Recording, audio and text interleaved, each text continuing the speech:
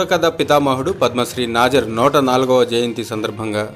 హరికథా నాటకం, జానపద నృత్యాలతో పాటు తోలుబొమ్మలాటలను కూడా ఆడించడం జరిగింది.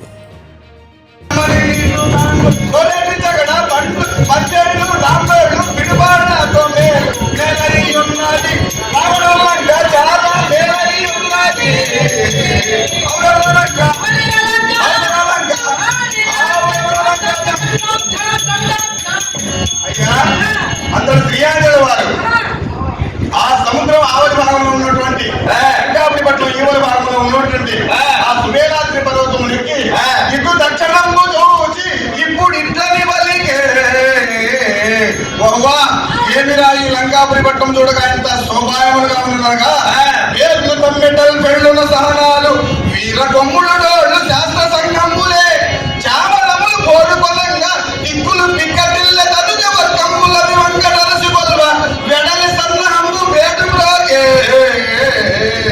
ఓవా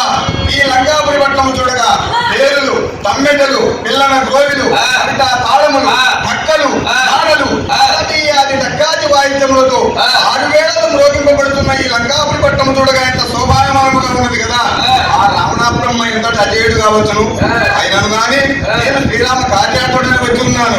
ఇంకా ఈ సూర్య భగవాన్ అస్తమించిన తదుపరి నేను లంకాపురి పట్టణములు పోవాలను కదా అని క్రియాన్ని వాళ్ళు తన మనము అనుభవిస్తుండగా సూర్య భగవానుడు కూడా శ్రీరామచంద్రుడు సహాయపడను కదా అని కుంకుమ తిలకమ్మనగా పూగుర్తి అనగా మాపటి వేళ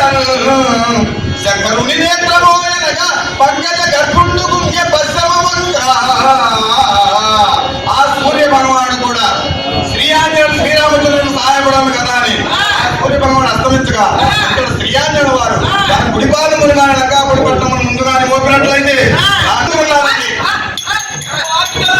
వాకిటలో లంకిని విడిచిపెట్టే